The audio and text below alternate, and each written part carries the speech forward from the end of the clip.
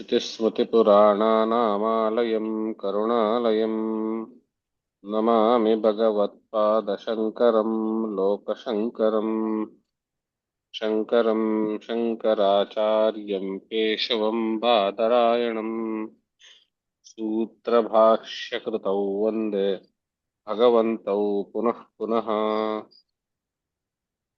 भारतीकरुणापात्रं भारतीपदभूषणम् भारतीपदमारूढं भारतीतीर्थमाश्रये विद्याविनयसम्पन्नं वीतरागं विवेकिनं वन्दे वेदान्ततत्त्वज्ञं विदुषेखरभारतीम्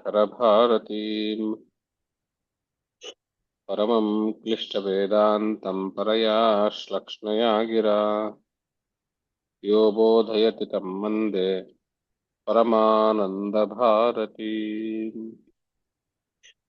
जन्माद्यस्य यतोऽन्वयादितरतश्चार्थेष्वभिज्ञस्वराट् तेने ब्रह्महृदाय आदिकवये मुह्यन्ति यत्सूरयः तेजो वारिमृदां यथा विनिमयो यत्र त्रिसर्गो मृषा धाम्ना स्वेन सदा निरस्तकुहकं सत्यं परं धीमहि.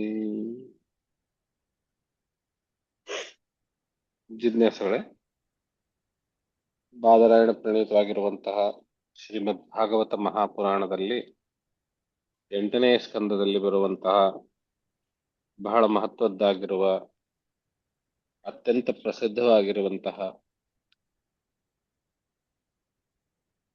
ಸಮುದ್ರ ಮಥನದ ಕಥೆಯನ್ನು ನಾವು ನೋಡಿದ್ವಿ. ಸುಮಾರು 4-5 ಅಧ್ಯಾಯಗಳಲ್ಲಿ ಶುಕಮುನಿಗಳು ಪರೀಕ್ಷಿತ ಮಹಾರಾಜನಿಗೆ ಈ ಕಥೆಯನ್ನು ವಿವರಿಸಿದರು. ಈ ಕಥೆ ರಾಮಾಯಣದಲ್ಲೂ ಬರುತ್ತೆ. ವಿಶ್ವಾಮಿತ್ರರು ರಾಮ ರಾವಣರನ್ನ ತಮ್ಮ ಯಜ್ಞದ ರಕ್ಷಣೆಗಾಗಿ ಕರೆದುಕೊಂಡು ಹೋಗುವಾಗ ಮಾರ್ಗ ಮಧ್ಯದಲ್ಲಿಯೇನೆ ಬರುವಂತಹ ನಗರಗಳು, ಕೆಲವು ಕ್ಷೇತ್ರಗಳು, ಅವುಗಳ ಇತಿಹಾಸ ವರ್ಣಿಸ್ತಾ ವಿಶಾಲ ನಗರದ ಇತಿಹಾಸವನ್ನು ಹೇಳೋದಕ್ಕೆ ಪೂರ್ವದಲ್ಲಿ ಈ ಸಮುದ್ರ ಮಥನದ ಕಥೆಯನ್ನ ಹೇಳಿರ್ತಾರೆ. ಗಂಗಾವತರಣ ಕಥೆಯು ಅದೇ ಸಂದರ್ಭದಕ್ಕಿಂತಲೂ ಒಂದು ಸ್ವಲ್ಪ ಮುಂಚೆ ಬರುತ್ತೆ. ಅಹಲ್ಯೆಯರ ಕಥೆಯು ಅದೇ ಸಂದರ್ಭದಲ್ಲಿ ಬರುತ್ತೆ. ವಿಶ್ವಾಮಿತ್ರರು ರಾಮಲಕ್ಷ್ಮಣರಿಗೆ ಹೇಳಿರುವಂತಹದ್ದು. ಅವರು ಕರೆದುಕೊಂಡು ಹೋಗುವಾಗ ಈ ಚರ್ಚೆ, ಈ ಸಂವಾದಗಳು ನಡೀತಾ ಇರ್ತವೆ. ಅದು ರಾಮಾಯಣದ ಶೈಲಿ.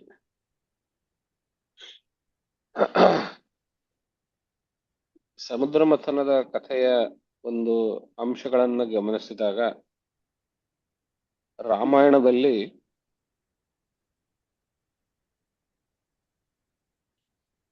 ಭಾಗವತದಲ್ಲಿ ಇರುವಷ್ಟು ವಿಸ್ತಾರವಾಗಿ ಇಲ್ಲ. ಅಲ್ಲಿ ಇಂದ್ರನನ್ನ ಪ್ರಧಾನವಾಗಿಟ್ಕೊಂಡು ಆ ಕಥೆಯನ್ನ ಹೇಳಿದ್ದು. ಆದರೆ ಭಾಗವತದಲ್ಲಿ ಆ ಕಥೆಯ ಹಿನ್ನೆಲೆ, ಕಥೆಯ ಮೂಲ ಉದ್ದೇಶ ಎಲ್ಲವೂ ತುಂಬಾ ವಿಸ್ತಾರವಾಗಿದೆ. ನಾವು ಭಾಗವತದಲ್ಲಿ ಕಳೆದ 2-3 ಪಾಠಗಳಲ್ಲಿ ನೋಡಿದಂತೆ ಸಮುದ್ರ ಮಥನ ಕಥೆಯ ಮೂಲ ಉದ್ದೇಶ ದೇವತೆಗಳು ತಮಗ ಉಂಟಾಗಿರುವಂತಹ ಸೋಲನ್ನ ತಮ್ಮ ಈ ಸ್ವರ್ಗದಿಂದ ಸ್ಥಾನಭ್ರಷ್ಟರನ್ನಾಗುವ, ತಮ್ಮ ಸ್ವಾಭಾವಿಕ ತೇಜಸ್ಸನ್ನ ಕಳೆದುಕೊಳ್ಳುವಂತಹ ಆ ಒಂದು ದುಸ್ಥಿತಿಗೆ ಪರಿಹಾರವನ್ನ ಹುಡುಕಿ ವಿಷ್ಣುವಿನ ಹತ್ರ ಹೋದಾಗ ಭಗವಂತ ಮಹಾವಿಷ್ಣು ಅವರಿಗೆ ಹೇಳಿದ್ದು, ಈ ಸಮಯ ನೀವು ಇಬ್ರು ಅಂದ್ರೆ ದೇವತೆಗಳು ಮತ್ತು ದಾನವರು, ದೇವದೈತ್ಯರು ಸೇರಿಸ್ಬಿಟ್ಟು ಅಮೃತದ ಮಥನ ಆಗುವಂತಹ ಕೆಲಸ ಆಗಬೇಕು ಅನ್ನುವಂತಹ ರೀತಿಯಲ್ಲಿ ಹೇಳಿದ್ದು. ಈ ಪ್ರಾರಂಭದಲ್ಲಿ ಹೇಳುವಾಗ್ಲೇನೆ ನಾವು ನಮ್ಮ ಜೀವನದಲ್ಲಿ ಇದನ್ನು ಅಳವಡಿಸ್ಕೊಳ್ಬಹುದು ಅಂತ ನಾನು ಹೇಳಿದ್ದೆ. ಅಂದ್ರೆ ಕಾಲ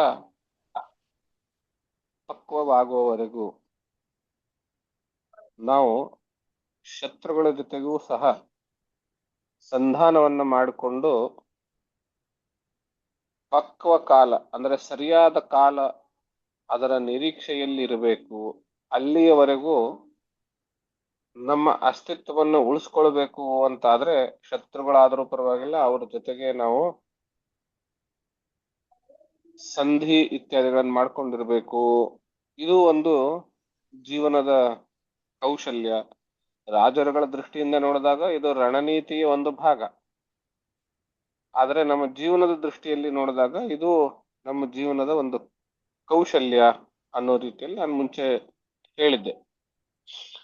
ಆಮೇಲೆ ಸಮುದ್ರದ ಮಥನದ ಕಥೆ ನೋಡ್ತಾ ನೋಡ್ತಾ ಹೋದಾಗ ನಾನು ಚಿಕ್ಕಂದಿನಿಂದಲೂ ಈ ಕಥೆಯಲ್ಲಿ ಏನೋ ಒಂದು ಒಳಗಡೆ ಅರ್ಥ ಇರುತ್ತೆ ಅಂತ ನನಗೆ ಭಾವನೆ, ಆಕರ್ಷಣೆ. ಬೇರೆ ಬೇರೆಯವರು ಈ ಕಥೆಯನ್ನು ಇಂಟರ್ಪ್ರಿಟ್ ಮಾಡಿದ್ದು, ನಂತರದಲ್ಲಿ ನಾನು ಬೇರೆ ಬೇರೆ ಸಂದರ್ಭಗಳಲ್ಲಿ ಈ ಕಥೆಯನ್ನ ಓದಿ ತಿಳ್ಕೊಂಡಿದ್ದು, ಕೇಳಿದ್ದು, ಇದೆಲ್ಲ ಒಟ್ಟಾಕಿ ನೋಡಿ ಇವಾಗ ಭಾಗವತದ ಮೂಲಕ ಓದಿದ್ದು, ಈ ಕೋವಿಡ್ ಸಮಯದಲ್ಲಿ ರಾಮಾಯಣದ ಮೂಲಕ ಆ ಕಥೆಯನ್ನ ನಾನೇ ಸ್ವತಃ ಓದಿದ್ದು, ಅಂದ್ರೆ ಫಸ್ಟ್ ಹ್ಯಾಂಡ್ ಇನ್ಫಾರ್ಮೇಶನ್ ಅಂತ ಹೇಳ್ತೇವಲ್ಲ ಹಾಗೆ ನೋಡಿದ್ದು, ಇವಾಗ ಭಾಗವತದ ಸಂದರ್ಭದಲ್ಲಿ ಆ ಕಥೆಯನ್ನ ನೋಡಿದ್ದು, ಎಲ್ಲವೂ ಒಟ್ಟು ಹಾಕಿದಾಗ ನಾವು ನಮ್ಮ ಭಾಗವತ ಜಿಜ್ಞಾಸುಗಳ ಮಧ್ಯದಲ್ಲಿ ನನ್ನ ಈ ಯೋಚನೆ ಅಥವಾ ನನ್ನ ಈ ವಿಚಾರ ಹಂಚ್ಕೊಳ್ಳೇಬೇಕು ಅನ್ನುವ ಭಾವನೆ ನನ್ನಲ್ಲಿ ಹುಟ್ಟಿತ್ತು. ನಾನು ಪುರಾಣಗಳನ್ನು ನೋಡುವ ದೃಷ್ಟಿ ಹೇಗೆ ಅಂದ್ರೆ,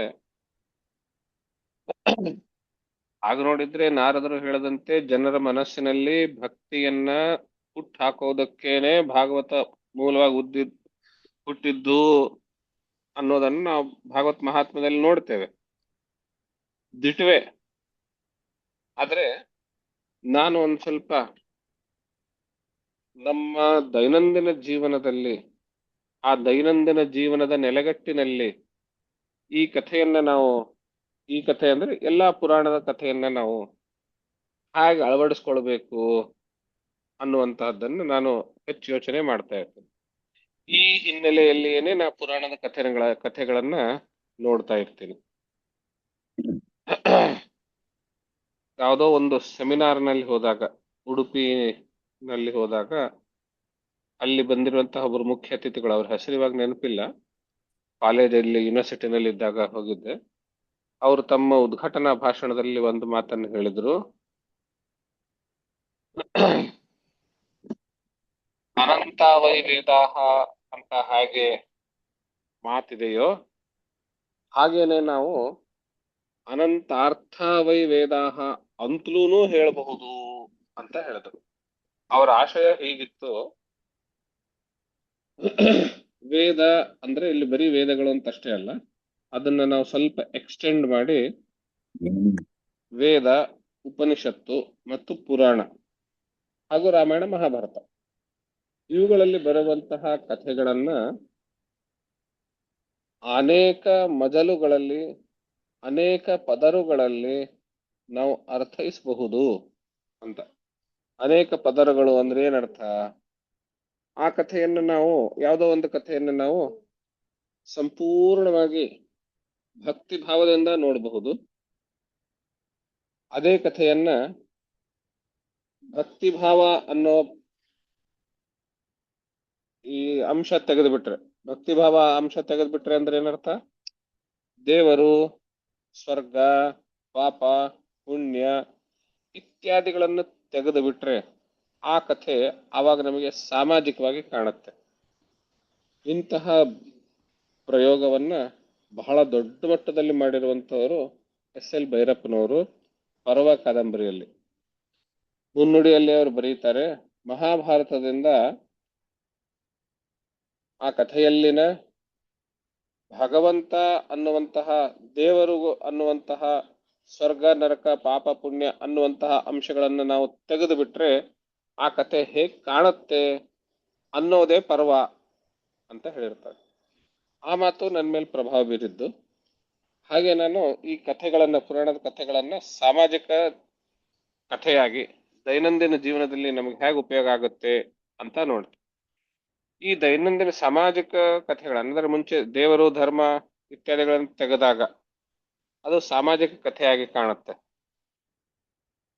ಆ ಸಾಮಾಜಿಕ ಕಥೆಯಲ್ಲಿ ಒಂದೊಂದು ಪಾತ್ರವನ್ನು ಗಮನಿಸಿದಾಗ ಮನುಷ್ಯನ ಭಾವನೆಗಳ ಅನೇಕಾನೇಕ ಪದರುಗಳು ನಮಗೆ ಕಾಣುತ್ತವೆ. ಒಬ್ಬನೇ ವ್ಯಕ್ತಿ ಬೇರೆ ಬೇರೆ ಸಂದರ್ಭಗಳಲ್ಲಿ, ಬೇರೆ ಬೇರೆ ಸನ್ನಿವೇಶಗಳಲ್ಲಿ, ಬೇರೆ ಬೇರೆ ಕಾಲದಲ್ಲಿ ಹೇಗೆ ತನ್ನ ನಿಲುವುಗಳನ್ನು ತಾಳ್ತಾನೆ ಎನ್ನುವುದನ್ನ ನಾವು ನೋಡ್ತೇವೆ ಪಾತ್ರಗಳನ್ನು ಗಮನಿಸಿದಾಗ. ಈ ಅಂಶ ನಾನು ಈ ಭಾಗವತ ಪ್ರಾರಂಭ ಮಾಡುವಾಗ ಮೊದಲನೇ ಕ್ಲಾಸ್ನಲ್ಲಿ ಹೇಳಿದ್ದೆ, ಪುರಾಣದ ಪಾತ್ರಗಳು ಬ್ಲ್ಯಾಕ್ ಅಂಡ್ ವೈಟ್ ಅಲ್ಲಿ ಇರೋದಿಲ್ಲ. There are many shades of grey grey ಅಂತ ಹೇಳಿದ್ದೆ.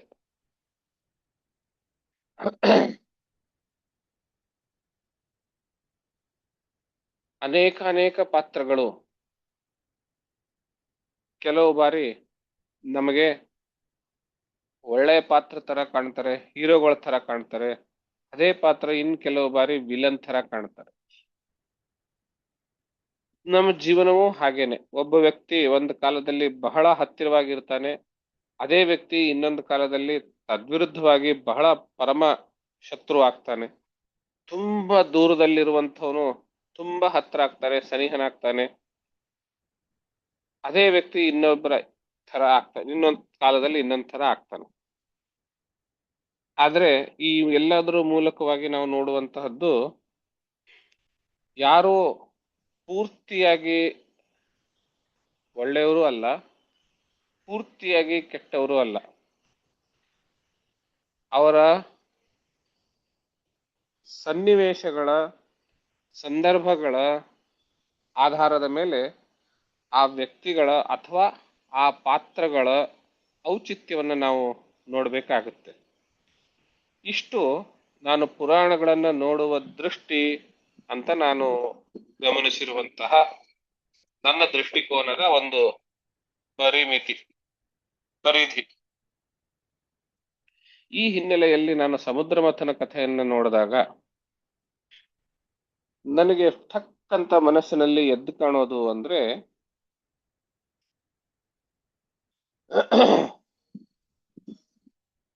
ಸಮುದ್ರ ಮಥನ ಇದು ನಮ್ಮ ಸಂಪೂರ್ಣ ಜೀವನದ ಒಂದು ಸಾಂಕೇತಿಕ ಘಟನೆ ಅಂತ ನನಗನ್ಸುತ್ತೆ. ಇಲ್ಲಿ ಈ ಸಂಸಾರವೇನೆ, ನಾನು ಈ ಹುಟ್ಟಿ ಜನನ ಮರಣಗಳ ಚಕ್ರಗಳ ಸಂಸಾರದಲ್ಲಿ ಸಿಕ್ಕಾಕೊಂಡಿದ್ದೀನಿ ಅಂತ ಮಾತಾಡ್ತೀನಲ್ಲ, ಈ ಸಂಸಾರವೇನೆ ಸಮುದ್ರ. ಅಲ್ಲಿ ಈ ಸಮುದ್ರ ಮಥನ ಕಡಿಯುವುದು ಪಡೆದುಕೊಳ್ಬೇಕೇನೋ ಅನ್ನುವಂತಹ ಉದ್ದೇಶ ನೋಡಿದ್ರೆ ಅಮೃತ. ಹಾಗೇನೆ ನನ್ನ ಸಂಸಾರವನ್ನು ಮಥಿಸಿ ನಾನು ಪಡೆದುಕೊಳ್ಬೇಕಾಗಿರುವಂತಹ ಅಲ್ಟಿಮೇಟ್ ಗುರಿ ಏನು, ಅಮೃತ ತತ್ವ. ಅದನ್ನೇ ನಾವು ಪರಮ ಪುರುಷಾರ್ಥ, ಮೋಕ್ಷ ಅಂತ ಹೇಳ್ತೀವಿ. ಆವಾಗ ಈ ಸಂಸಾರವೆಂಬ ಸಮುದ್ರವನ್ನ ಮಥಿಸಲು ಬಳಸಿರುವಂತಹ ಕಡುಗೋಲು ಸಮುದ್ರ ಮಥನದಲ್ಲಿ ಮಂದರ ಪರ್ವತವಾದ್ರೆ, ಈ ನನ್ನ ಸಂಸಾರ ಸಾಗರದಲ್ಲಿ ನಡೆಯುತ್ತಿರುವಂತಹ ಮಥನಕ್ಕೆ ಕಡುಗೋಲು ಯಾವುದು ಅಂದ್ರೆ ನಾನೇ ಕಡುಗೋಲು. ಈ ಕಡುಗೋಲನ್ನ ಕಡಿಯುವಂತೆ ಬೇಕಾಗಿರುವಂತಹ ಹಗ್ಗ ಕಥೆನಲ್ಲಿ ವಾಸುಕಿ ಆದ್ರೆ, ನನ್ನ ಜೀವನದಲ್ಲಿ ನಾನು ಹಾಕಿಕೊಂಡಿರುವಂತಹ ಮೋಹ ಎನ್ನುವಂತಹ ಬಂಧನ.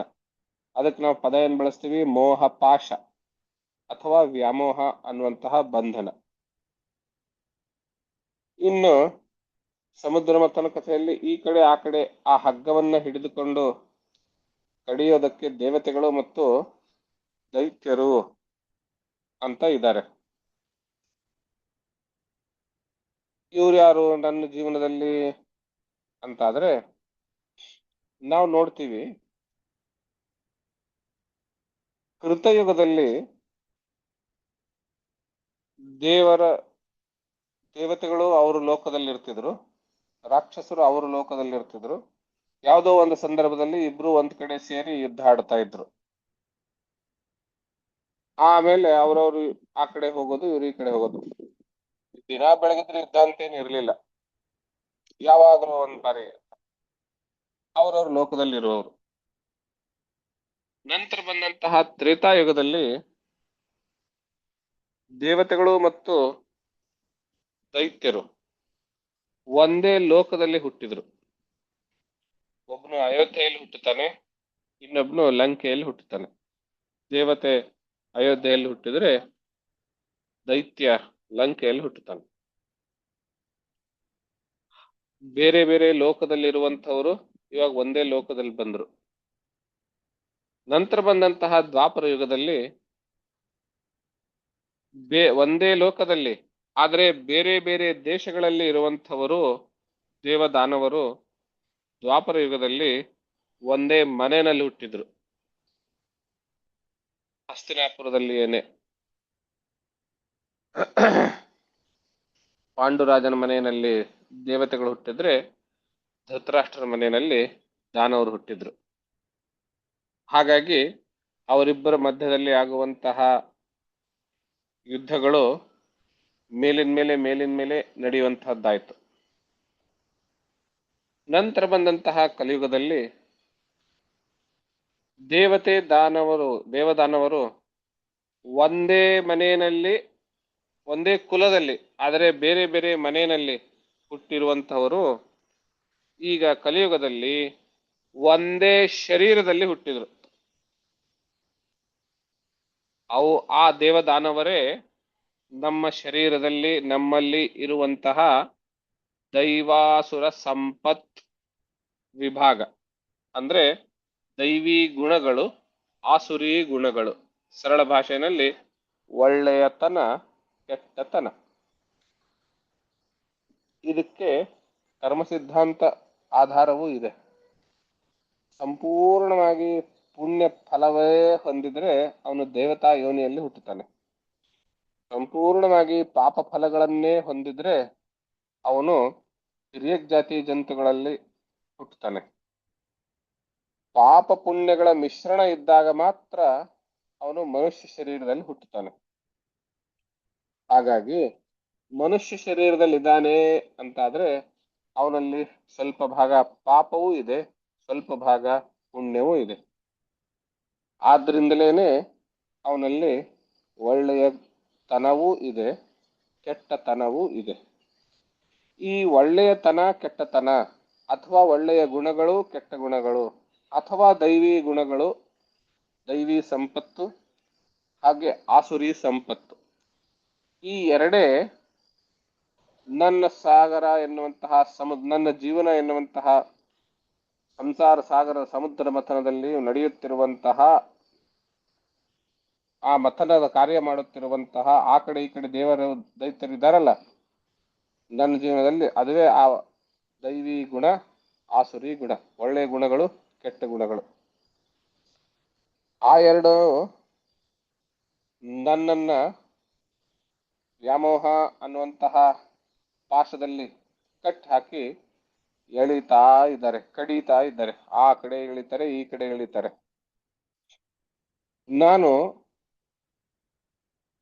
ಸಮುದ್ರದಲ್ಲಿ ಆ ಮಂದರ ಪರ್ವತ ಮುಳುಗಿ ಹೋಗುವಂತಹ ಸಂದರ್ಭದಲ್ಲಿ ಕೂರ್ಮಾವತಾರ ಆಯ್ತು. ಆ ಸಂಸಾರ ಸಾಗರದಲ್ಲಿ ನಾನ್ ನಿಲ್ಲಬೇಕು, ಮುಳುಗಬಾರದು ಅಂದ್ರೆ ನನಗೆ ಭಗವಂತ ಆಧಾರವಾಗಿದ್ದಾಗ ಮಾತ್ರ ನಾನು ನಿಲುಗಡೆಗೆ ಸಾಧ್ಯ. ಅಂದ್ರೆ ನನ್ನ ಸಂಸಾರದಲ್ಲಿಯೂ ಕೂಡ ನಾನಿದ್ದೇನೆ ಅಂತಂದ್ರೆ ಭಗವಂತ ನನಗೆ ಆಧಾರದಲ್ಲಿದ್ದಾನೆ ಅಂತ ಆಗುತ್ತೆ. ಹಾಗೇನೆ ಆ ಪರ್ವತ ತಿರುಗಬೇಕು, ಮಂದರ ಪರ್ವತ ಸರಿಯಾಗಿ ಕಡಿಬೇಕು ಅಂತ ಹೇಳಿ ಭಗವಂತ ಆ ಪರ್ವತದ ಮೇಲೂ ಕೈ ಇಟ್ಟಿದ್ದ. ಹಾಗೇನೆ ನನ್ನ ಜೀವನದಲ್ಲಿಯೂ ನಾನು ಸರಿಯಾಗಿ ಸಂಸಾರ ಸಾಗರದಲ್ಲಿ ಮಥನ ಕಾರ್ಯ ಚೆನ್ನಾಗಿ ನಡಿಬೇಕು ಅನ್ನೋ ಅದಾದ್ರೆ ಭಗವಂತನ ಒಂದು ಕೃಪಾಶೀರ್ವಾದದ ಹಸ್ತ ನನ್ನ ಮೇಲೆ ಇರಬೇಕು. ಆವಾಗಲೇನೆ ಮಥನ ಕಾರ್ಯ ಅನ್ನುವಂಥದ್ದು ಸರಿಯಾಗಿ ನಡೆಯೋದು. ಇದು ನನ್ನ ಸಂಸಾರ ಸಾಗರದ ಮಥನ ಕ್ರಿಯೆ ಅಂತಾದಾಗ ನಾನು ಪಡೆದುಕೊಳ್ಬೇಕಾಗಿರುವಂತಹದ್ದು ನನ್ನ ಮೂಲಭೂತ ಉದ್ದೇಶ ಅಮೃತತ್ವ ಅಂತಾದ್ರೆ ಮೊಟ್ಟ ಮೊದಲು ನನಗೆ ಈ ಜೀವನದಲ್ಲಿ ಈ ಸಂಸಾರ ಸಾಗರದ ಮಥನದಲ್ಲಿ ಸಿಗುವಂತಹದ್ದು ಹಾಗೆ ಅಲ್ಲಿ ವಿಷ ಸಿಕ್ತೋ ಹಾಗೇನೆ ಇಲ್ಲಿ ನನಗೆ ಅಪಯಶಸ್ಸು, ಸೋಲು ಇತ್ಯಾದಿಗಳೇ ಸಿಗೋದು ನನ್ನ ಸಂಸಾರ ಸಾಗರದಲ್ಲಿ. ವಿಷ ಬಂತು ಅಂತ ಹೇಳಿ ದೇವದಾನವರು ಮಥನವನ್ನ ನಿಲ್ಲಿಸಿ ಬಿಟ್ಟಿದ್ದಿದ್ರೆ ಅವರು ಅಮೃತದ ಕಡೆಗೆ, ಅಮೃತವನ್ನ ಪಡೆದುಕೊಳ್ಳುವವರೆಗೆ ಹೋಗ್ತಾನೆ ಇರಲಿಲ್ಲ.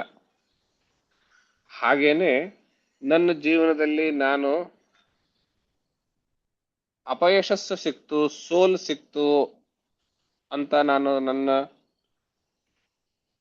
ಉದ್ಯಮ ಎನ್ನುವಂತಹ ಸಮುದ್ರದ ಅದು ಮಥನ ಏನಿದೆಯಲ್ಲ, ಉದ್ಯಮ ಎನ್ನುವಂತಹ ಮಥನ ನಾನು ನಿಲ್ಲಿಸಿದ್ರೆ ಅಮೃತತ್ವದ ಕಡೆಗೆ ಹೋಗ್ಲಿಕ್ಕಾಗೋದಿಲ್ಲ. ಆ ವಿಷವನ್ನ ಬಂದಂತಹ ಅಪಯಶಸ್ಸನ್ನ, ವಿಷವನ್ನ, ಆ ವಿಷದಿಂದ ದೂರ ಮಾಡ್ಕೊಳ್ಳೋದಕ್ಕೆ ಆ ದೇವತೆಗಳು ದಾನವರು ಏನ್ ಮಾಡಿದ್ರು, ಭಗವಂತನನ್ನು ಮೊರೆ ಹೋದ್ರು. ಹಾಗೆ ನಾನು ಕೂಡ ನನಗೆ ಸೋಲು ಉಂಟಾದಾಗ, ಅಪಯಶಸ್ಸು ಉಂಟಾದಾಗ ಭಗವಂತನನ್ನು ಕುರಿತು ಮೊರೆ ಹೋದ್ರೆ ಆವಾಗ ಭಗವಂತ ನನ್ನ ಅಪಯಶಸ್ಸನ್ನೆಲ್ಲ, ಸೋಲನ್ನೆಲ್ಲ ಆರೆ ತೆಗೆದುಕೊಂಡು ನನ್ನನ್ನು ಮತ್ತೆ ಹೆಚ್ಚಿನ ಉತ್ಸಾಹದಿಂದ ಮಥನ ಅನ್ನುವಂತಹ ಉದ್ಯಮಕ್ಕೆ ಮುಂದುವರಿಸಲಿಕ್ಕೆ ಅಣಿಯಾಗ್ತಾನೆ. ನಾವು ಕಥೆನಲ್ಲಿ ನೋಡ್ತೀವಿ, ಭಗವಂತ ಈಶ್ವರ ಶಿವ ಆ ಸಮುದ್ರ ಮಥನವನ್ನ, ಹಲಾಹಲ ವಿಷವನ್ನ ಸ್ವೀಕರಿಸಿದಾಗ ದೇವದಾನವರಲ್ಲಿ ಹೆಚ್ಚಿನ ಉತ್ಸಾಹ ಉಂಟಾಯಿತು, ಆ ಬಂದಂತಹ ವಿಘ್ನ ನಿವಾರಣೆ ಆಯಿತು ಅನ್ನುವಂತಹ ರೀತಿಯಲ್ಲಿ ಹೆಚ್ಚಿನ ಉತ್ಸಾಹದಿಂದ ಅವರು ಮಥಿಸಿದ್ರು ಅಂತ. ನಂತರ ಬರುವಂತಹ ಸಮುದ್ರದಿಂದ ಬರುವಂತಹ ಉಚ್ಚೈಶ್ರವಸ್ಸು, ಅದು ಯಾವ್ದಕ್ಕೆ ಹೋಲಿಸಬಹುದು ಅಂದ್ರೆ ಈ ಕುದುರೆಯನ್ನ ಸಾಧಾರಣವಾಗಿ ನಾವು ಪೌರುಷದ ಸಂಕೇತ ಅಥವಾ ವೇಗದ ಸಂಕೇತ ಅಂತ ಹೇಳ್ತೀವಿ. ಹಾಗೇನೆ ನಾನು ನನ್ನ ಜೀವನದಲ್ಲಿ ಉದ್ಯಮ ಮಾಡ್ತಾ ಮಾಡ್ತಾ ಮಾಡ್ತಾ ಇದ್ದಾಗ ಒಂದು ಏನೋ ಭಗವಂತನ ವಿಷ ಬಂತು ಅಥವಾ ಅಪಯಶಸ್ಸು ಬಂತು, ಭಗವಂತನಿಗೆ ಮೊರೆ ಹೋದೆ, ಭಗವಂತ ಆ ಅಪಯಶಸ್ಸಿನಿಂದ ನನ್ನನ್ನು ಮೇಲಕ್ಕೆತ್ತಿ ಹೆಚ್ಚಿನ ಉತ್ಸಾಹದಿಂದ ತುಂಬಿದ. ಆವಾಗ ನಾನೇನ್ ಅನ್ಕೊಳ್ತೇನೆ, ಸ್ವಲ್ಪ ಎಲ್ಲವೂ ಅನುಕೂಲಕರವಾದ ಸ್ಥಿತಿಯಲ್ಲಿದ್ದಾಗ, ಎಲ್ಲವೂ ನನ್ನಂತೆ ನಡೆಯುವಾಗ ಸಹಜವಾಗಿ ನನಗೆ ಅಹಂಕಾರ ಅನ್ನುವಂತಹದ್ದು ಬಂದೇ ಬರುತ್ತೆ. ಹಾಗೇನೆ ಬಂದಿರುವಂತಹದ್ದು ಈ ಉಚ್ಚೈಶ್ರವಸ್ಸು ಅಂತ ನಾವು ಹೋಲಿಸಬಹುದು. ಹಾಗೇನೆ ಐರಾವತವನ್ನ ನಾವು ಜೀವನದಲ್ಲಿ ಏನೋ ಕೆಲಸ ಮಾಡುವಾಗ, ಉದ್ಯಮ ಮಾಡುವಾಗ ಸಾಧಿಸಿರುವಂತಹ ಪದವಿ, ಅಧಿಕಾರ, ಅದಕ್ಕೆ ಐರಾವತವನ್ನು ಹೋಲಿಸಬಹುದು. ಆಮೇಲೆ ಲಕ್ಷ್ಮಿ, ಸಂಪತ್ತಿಗೆ ಹೋಲಿಸಬಹುದು. ಉದ್ಯಮ ಮಾಡ್ತಾ ಮಾಡ್ತಾ ಇರುವಾಗ ಸಂಪತ್ತು ಹೊರಬರುತ್ತೆ, ಅದನ್ನ ಹೋಲಿಸಬಹುದು. ಕೌಸ್ತುಭಮಣಿ, ಯಶಸ್ಸಿಗೆ ಹೋಲಿಸಬಹುದು, ಕೀರ್ತಿಗೆ ಹೋಲಿಸಬಹುದು. ಈ ರೀತಿಯಾಗಿ ನಾವು ಹಾಗೇನೆ ಬರುವಂತಹ ಕಲ್ಪವೃಕ್ಷ ನಮ್ಮ ಅನುಭವಕ್ಕೆ ಹೋಲಿಸಬಹುದು. ಅನುಭವ ಕಲ್ಪವೃಕ್ಷ ಇದ್ದಂತೆ. ನಾವು ಉದ್ಯಮ ಮಾಡ್ತಾ ಮಾಡ್ತಾ ಮಾಡ್ತಾ ಏನ್ ಅನುಭವನ್ನ ಪಡಿತೇವೆ ಆ ಅನುಭವಕ್ಕೆ ಹೋಲಿಸಬಹುದು. ಹಾಗೇನೆ ಬರುವಂತಹ ಆ ವಾರುಣಿ ಎನ್ನುವಂತಹದ್ದು ಮತ್ತು ಅಪ್ಸರಸ್ಸು ಅನ್ನುವಂಥವರು ಅದನ್ನು ನಾವು ಭೋಗ ವಿಲಾಸಕ್ಕೆ ಹೋಲಿಸಬಹುದು. ಉದ್ಯಮ ಮಾಡ್ತಾ ಮಾಡ್ತಾ ನಾವು ಅದನ್ನು ಮಧ್ಯದಲ್ಲಿ ಪಡ್ಕೊಳ್ತೀವಿ. ಅಲ್ಟಿಮೇಟ್ ಆಗಿ ನಾವು ಗ್ರಹಿಸಬೇಕಾಗಿರುವಂತಹ ಪಾಠ ಏನು ಅಂತಂದ್ರೆ, ಸಮುದ್ರ ಮಥನ ಒಂದೊಂದೇ ಹೊಸ ಹೊಸ ವಿಷಯಗಳನ್ನ ಸಮುದ್ರದಿಂದ ಪಡೆದಾಗ ದೇವದಾನವರು ಮಥನ ಕಾರ್ಯವನ್ನ ನಿಲ್ಲಿಸಿದ್ರೆ ಅಮೃತ ಅನ್ನುವಂತಹದ್ದು ದೊರೀತಾ ಇರಲಿಲ್ಲ. ಹಾಗೇನೆ ನಾವು ಸ್ವಲ್ಪ ಉದ್ಯಮ ಮಾಡಿದಾಗ ಬಂದಂತಹ ಅಲ್ಪ ಸ್ವಲ್ಪ ಯಶಸ್ಸಿನಿಂದ ನಾವು ತಲೆಗೆ ಹಚ್ಕೊಂಡು ಅಹಂಕಾರಾದಿಗಳನ್ನು ಬೆಳೆಸಿಕೊಂಡು ಉದ್ಯಮವನ್ನ ನಿಲ್ಲಿಸಿಬಿಟ್ರೆ ನಮಗೆ ಬೇಕಾಗಿರುವಂತಹ ಅಮೃತತ್ವದ ಕಡೆಗೆ ನಾವು ಹೋಗಲಾರೆವು. ಅಲ್ಲಿಯೇನೆ ನಿಲ್ಬೇಕಾಗತ್ತೆ. ಇದು ಒಂದು ಪಾಠ. ಆಮೇಲೆ ಯಾವುದೇ ಉದ್ಯಮ ಶುರು ಮಾಡ್ಲಿ ಮೊದಲನೇ ಹೆಜ್ಜೆಯಲ್ಲಿಯೇನೆ ಯಶಸ್ಸು ಸಿಗೋದಿಲ್ಲ. ಮೊದಲನೇ ಹೆಜ್ಜೆಯಲ್ಲಿ ವಿಷವೇ ಬರುವಂತೆ ಅಪಯಶಸ್ಸೇ ಬರುತ್ತೆ. ಅದನ್ನ ನಾವು ಎದುರಿಸಿಯೇನೆ ಸ್ವೀಕರಿಸೇನೆ ಮುಂದೆ ಹೋಗಬೇಕು ಅನ್ನೋದು ನಮ್ಮ ಜೀವನಕ್ಕೆ ಪಾಠ. ಎಲ್ಲಕ್ಕಿಂತ ಮುಖ್ಯವಾಗಿ ಎಲ್ಲಿವರೆಗೂ ಭಗವಂತ ಯಾವ ಪಕ್ಷವನ್ನ ಸೇರಿದನೋ ಆ ಪಕ್ಷಕ್ಕೇನೆ ಅಮೃತತ್ವ ಸಿಕ್ಕಿದ್ದು. ಕಥೆನಲ್ಲಿ ಅಮೃತ ಸಿಕ್ಕಿದ್ದು. ಹಾಗಾದ್ರೆ ಭಗವಂತ ಯಾವ ಪಕ್ಷಕ್ಕೆ ಸೇರಿದ ಅಂದ್ರೆ ದೇವತೆಗಳ ಪಕ್ಷಕ್ಕೆ ಸೇರಿದ. ನಮ್ಮ ದೃಷ್ಟಿನಲ್ಲಿ ಹೋಲಿಕೆ ನೋಡೋದಾದ್ರೆ ದೈವಿ ಗುಣಗಳ ಕಡೆಗೆ ಭಗವಂತ ವಾಲ್ತಾನೆ ಅಂತ. ಯಾತಕ್ ವಾಲ್ದ ಅಥವಾ ಯಾವಾಗ ವಾಲ್ತಾನೆ ಅನ್ನೋದಾದ್ರೆ, ದೇವತೆಗಳು ಆ 28ನೇ ಶ್ಲೋಕ ಮಹತ್ವದ್ದು ಅಂತ ನಿನ್ನೆ ಹೇಳಿದ್ನಲ್ಲ, ಅದರಲ್ಲಿ ನೋಡಿ, ದೇವತೆಗಳು ಭಗವಂತನಾದ ವಿಷ್ಣುವಿನಲ್ಲಿ ಮಾತ್ರ ಆಶ್ರಯವನ್ನು ಪಡೆದಂಥವರು, ಅಂದ್ರೆ ವಿಷ್ಣುವಿನಲ್ಲಿ ಶರಣಾಗತಿಯನ್ನು ಹೊಂದಂಥವರು. ಇದರ ಅರ್ಥ ನಮ್ಮ ಜೀವನದಲ್ಲಿ ನಾವು ಬರೀ ಒಳ್ಳೆತನ ಇಟ್ಕೊಂಡ್ರೆ ಸಾಲದು, ಒಳ್ಳೆ ಗುಣಗಳನ್ನು ಬೆಳೆಸ್ಕೊಂಡ್ರೆ ಸಾಲದು, ಭಗವಂತನಲ್ಲಿ ಶರಣಾಗತಿ ಭಗವದ್ಭಕ್ತಿ ಅನ್ನುವಂತಹದ್ದೂ ಇರಬೇಕು. ಆ ಎರಡೂ ಸೇರಿದಾಗ ಒಳ್ಳೆತನ ಮತ್ತು ಭಗವದ್ಭಕ್ತಿ ಬಹಳ ಮಹತ್ವದ್ದು. ನಾವು ಜೀವನದಲ್ಲಿ ಯಾಕ್ರಿ ಪೂಜೆ ಮಾಡಬೇಕು, ಯಾಕೆ ದೇವಸ್ಥಾನಕ್ಕೆ ಹೋಗ್ಬೇಕು, ಒಳ್ಳೆಯವರಾಗಿದ್ರೆ ಸಾಕಲ್ವೇ ಅನ್ನೋ ಮಾತಾಡ್ತೀವಿ. ಅಷ್ಟ ಸಾಲದು. ಒಳ್ಳೆತನದ ಜೊತೆಗೆ ಭಗವದ್ಭಕ್ತಿ ಎರಡೂ ಸೇರಿಸಿದಾಗ ಭಗವಂತ ಭಕ್ತ ಪಕ್ಷಪಾತಿ ಆಗಿರ್ತಾನೆ. ಅಂಥವರಿಗೆ ಮಾತ್ರ ಕೊನೆಗೆ ಅಮೃತ ಅನ್ನುವಂಥದ್ದು ಸಿಗುತ್ತೆ. ಹಾಗೇನೆ ನಮ್ಮ ಜೀವನದಲ್ಲಿ ಒಳ್ಳೆಯವರಾಗಿದ್ರೆ ಸಾಕು, ದೇವರು ಅದೆಲ್ಲ ಸುಳ್ಳು ಅಂತೆಲ್ಲ ಮಾತಾಡೋರು ಎಷ್ಟೆಷ್ಟು ಜನ ಸಿಗ್ತಿರ್ತಾರೆ. ಆ ಮಾತುಗಳಿಗೇನು ಅರ್ಥ ಇಲ್ಲ. ಬರೀ ಒಳ್ಳೆತನ ಸಾಲದು. ಬಹಳ ಮೂಲಭೂತ ಅಂಶ ಇದು, ಗಮನದಲ್ಲಿಟ್ಕೊಳ್ಳಿ.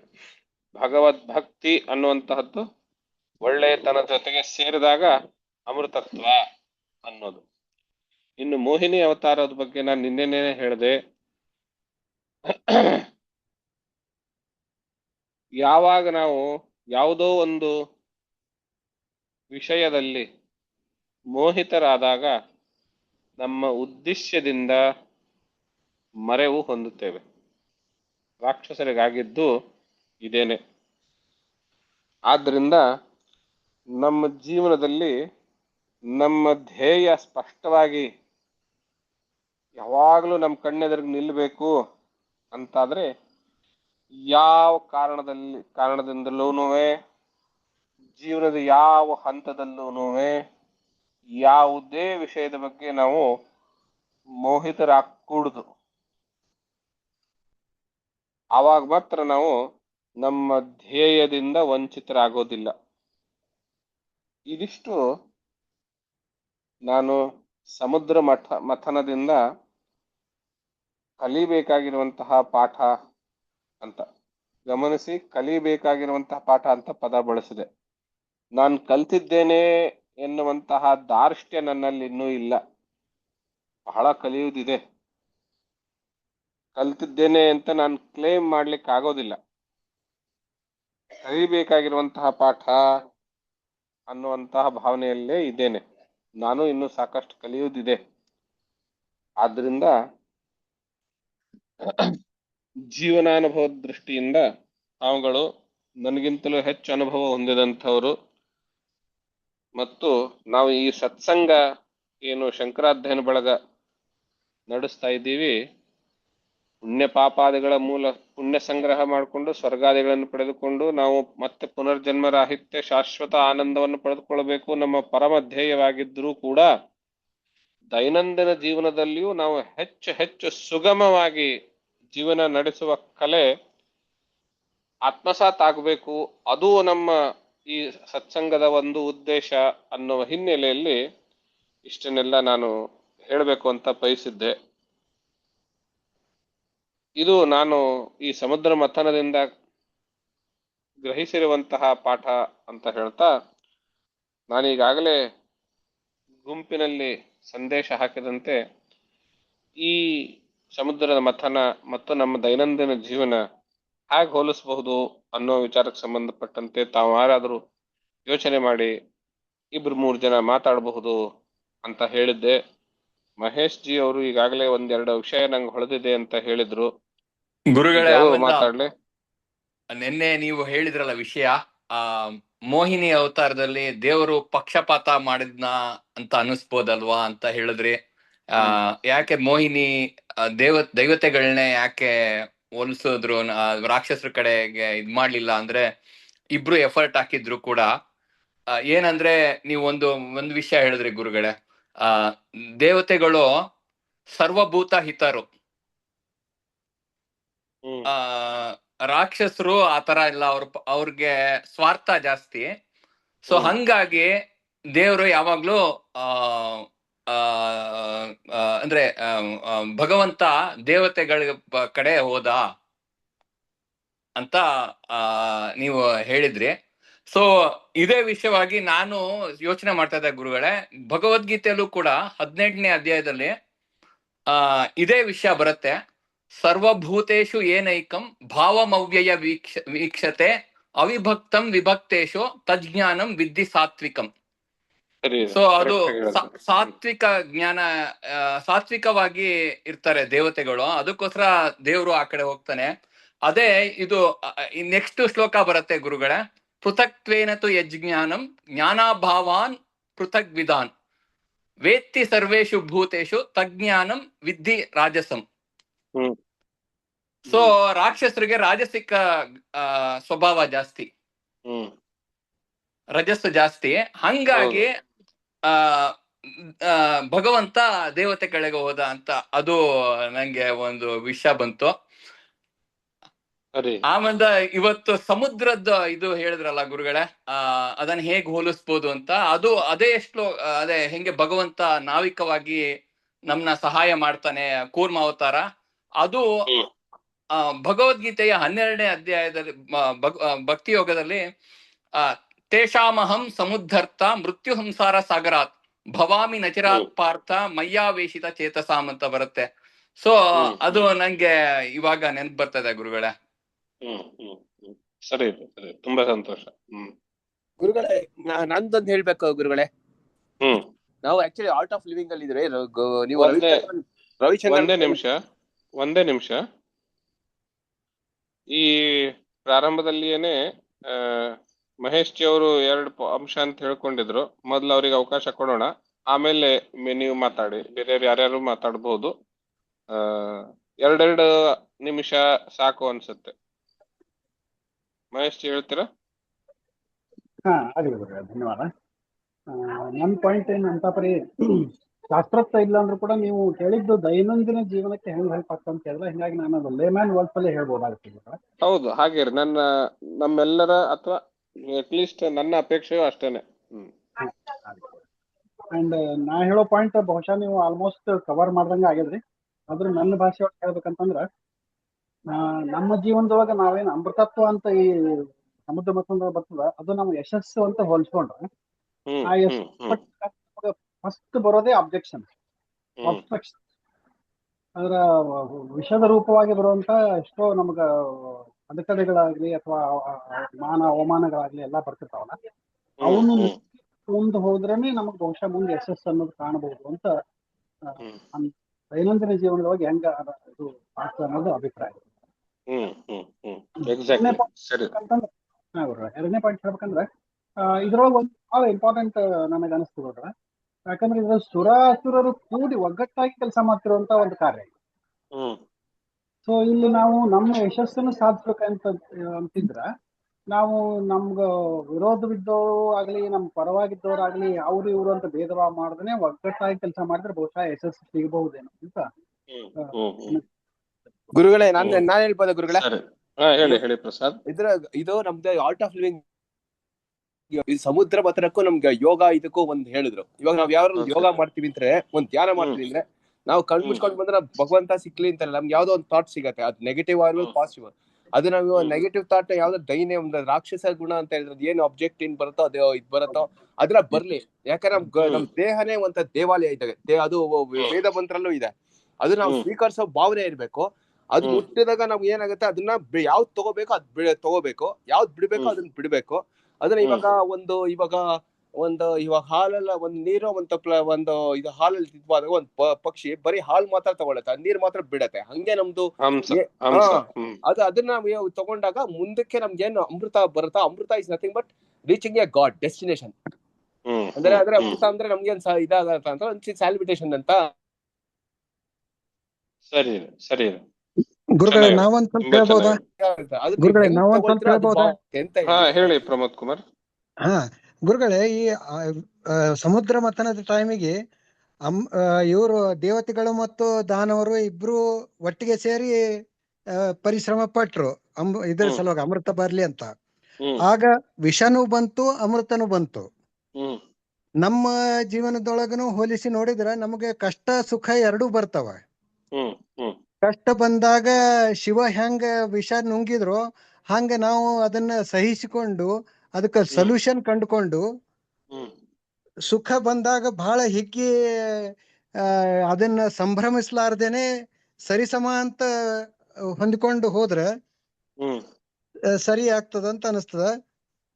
ಮತ್ತ ಯಾವ ರೀತಿ ದೇವರು ಮತ್ತ ಅಸುರರು ಇಬ್ರು ಸೇರಿ ಕೆಲಸ ಮಾಡಿದಾಗ ಅಮೃತ ಬಂತು, ಹಂಗ ನಾವು ಒಬ್ರಿಗೊಬ್ರು ಜೊತೆಯೊಳಗ ಒಟ್ಟಿಗೆ ಕೆಲಸ ಮಾಡಿದ್ರ ನಮ್ಮ ಸಮಸ್ಯೆಗಳಾಗ್ಲಿ ನಮ್ಮ ದುಃಖಗಳಾಗ್ಲಿ ನಿವಾರಣೆ ಆಗ್ತಾವ, ಮತ್ತೆ ಸುಖ ಶಾಂತಿ ಸಿಗ್ತದಂತ ಅನಿಸ್ತದ. ಸರಿ ಒಳ್ಳೇದು, ತುಂಬಾ ಒಳ್ಳೇದು. ಧನ್ಯವಾದ. ನಮಸ್ತೆ. ನನಗನ್ಸಿದ್ದು ಮೊದಲನೇ ಪಾಯಿಂಟ್ ಈ ಸಮುದ್ರ ಮಂಥನ. ಹಾಗೆ ಪ್ರತಿದಿನ ನಮ್ಮನ್ನ ನಾವು ಕಡ್ಕೊಳ್ತಾ ಇರುವಾಗ ಸೆಲ್ಫ್ ಇಂಪ್ರೂವ್ಮೆಂಟ್ ಅನ್ನೋದು ಸಾಧ್ಯ ಇದೆ ಅಂತ ಅನ್ಸುತ್ತೆ. ಅದು ಜೀವನದಲ್ಲಿ ಮತ್ತೆ ನಾವು ಕೆಲಸ ಮಾಡೋ ಜಾಗದಲ್ಲಿ ಎಲ್ಲಾ ಕಡೆನೂ ಸೆಲ್ಫ್ ಇಂಪ್ರೂವ್ಮೆಂಟ್ ಕಂಟಿನ್ಯೂಸ್ ಆಗುತ್ತೆ. ಅದೇ ತರ ನಾವು ಮಂಥನ ಮಾಡ್ತಾನೆ ಇರುವಾಗ ಅಂತ ಅನ್ನೋದು ಒಂದ್ ಪಾಯಿಂಟ್ ಅನ್ನಿಸ್ತು. ಆಮೇಲೆ ಪ್ರೆಷರ್ ಅನ್ನೋದು ಎಲ್ಲಾ ಕಡೆ ಇರೋದ್ರಿಂದ ಸ್ಟೇಬಲ್ ಆಗಿ ಒಂದೇ ತರ ಇರ್ಬೇಕು ಅಂದ್ರೆ ಅದು ಕೂರ್ಮತ್ ತರ ಅಂತ ಹೊಸದು ವಿಚಾರ ಅಂತ ಒಂದು ಮನಸ್ಸಿಗೆ ಅನಿಸ್ತು. ಕೂರ್ಮತ್ ತರ ಒಂದ್ ಕಡೆ ಇದ್ರೆ ಆ ಪ್ರೆಷರ್ ಪ್ರತಿನಿಧಿನ ಬರ್ತಾನೆ ಇರುತ್ತೆ, ಒಂದಲ್ಲ ಒಂದ್ ರೀತಿ ಹೋಗ್ತಾನೆ ಇರುತ್ತೆ. ಸೊ ಆ ತರ ನಾವು ಒಂದೇ ಜಾಗದಲ್ಲಿ ಗಟ್ಟಿಯಾಗಿ ನಿಂತಿದ್ರೆ ಫೌಂಡೇಶನ್ ಗಟ್ಟಿಯಾಗಿದ್ದಷ್ಟು ನಮ್ ಕೆಲ್ಸಗಳಾಗತ್ತೆ ಅಂತ. ಮತ್ತೆ ಮೂರನೇ ಪಾಯಿಂಟ್ ಆಚಾರ್ಯ ಹಾಲಾಹಲ ಬಂದಾಗ ಹೇಗೆ ಎಲ್ಲಾರು ಹೆದರ್ಕೊಂಡು ಹಿಂದಕ್ ಹೋಗ್ತಾರೋ ಹಾಗೆ ಪ್ರತಿನಿತ್ಯ ಚಿಕ್ಕ ವಿಷಯ ಆಚಾರ್ಯ, ನಾವು ಹೊರಗಡೆ ಒಂದ್ ವಾಕಿಂಗ್ ಹೋಗ್ತಾ ಇರ್ತೀವಿ, 4 ಜನ ನಿನ್ನೆ ಬಂದಿದ್ರಿ ವಾಕಿಂಗ್ ಗೆ ಇವತ್ ಬರಲ್ವಾ ಅಂತ ಕೇಳೋದು, ಅಥವಾ ಏನ್ ಡಯಟ್ ಕಾನ್ಶಿಯಸ್ ಅಂದ ತಕ್ಷಣ ಅದನ್ನ ಅಲ್ಲೇ ನಿಲ್ಸ್ಬಿಡ್ತೀವಿ. ಚಿಕ್ಕ ವಿಷಯ ಇದು, ಆದ್ರೆ ಇದಕ್ಕೆ ಹೋಲಿಸ್ಕೋಬಹುದಾ ಅಂತ ಅನ್ನಿಸ್ತು. ನಿಲ್ಲಿಸಿದ್ರೆ ಅಮೃತತ್ವದ ಕಡೆಗೆ ಹೋಗೋದಿಲ್ಲ ನಾವು. ಹೌದು, ಅಮೃತತ್ವದ ಕಡೆಗೆ ಹೋಗೋದಿಲ್ಲ. ಆಮೇಲೆ ಈ ಪ್ರೆಷರ್ ನೆಕ್ಟರ್ ಅಂತ ತಗೊಂಡಾಗ ಆಚಾರ್ಯ, ಈಗ ನಾವ್ ಏನಾದ್ರೂ ಒಂದು ಸಾಧನೆ ಮಾಡಕ್ ಹೊರಟಾಗ ನಮಗ್ ಚಿಕ್ಕ ಮಕ್ಕಳಿಗೆ ಚಾಕ್ಲೇಟ್ ಸಿಗೋ ತರ ಉಚ್ಚೈಶ್ರವಸ್ಸು ಅಥವಾ ಐರಾವತ ಈ ತರದ್ದೆಲ್ಲ ಸಿಕ್ಕಿದಾಗ ನಾವು ಅದ್ರಲ್ಲೇ ಸಂತೋಷ ಪಟ್ಕೊಂಡ್ಬಿಟ್ರೆ ನಮಗೆ ಕಡೆಗೆ ಬೇಕಾಗಿರುವಂತಹ ಅಮೃತ ಅಂದ್ರೆ ಮೋಕ್ಷ ಸಿಗದೆ ಇರುತ್ತೆ ಎಂದು. ನೀವು ಇದನ್ನ ಇನ್ನೊಂದು ರೀತಿಯಲ್ಲೂ ಯೋಚನೆ ಮಾಡಿ. ಆ ಮಧ್ಯಮದಲ್ಲಿ ಏನೋ ಒಂದೊಂದ್ ಬರ್ತಾ ಇತ್ತಲ್ಲ, ಅದು ಒಂದ್ ರೀತಿ ಮೋಟಿವೇಶನ್ ಹೌದು.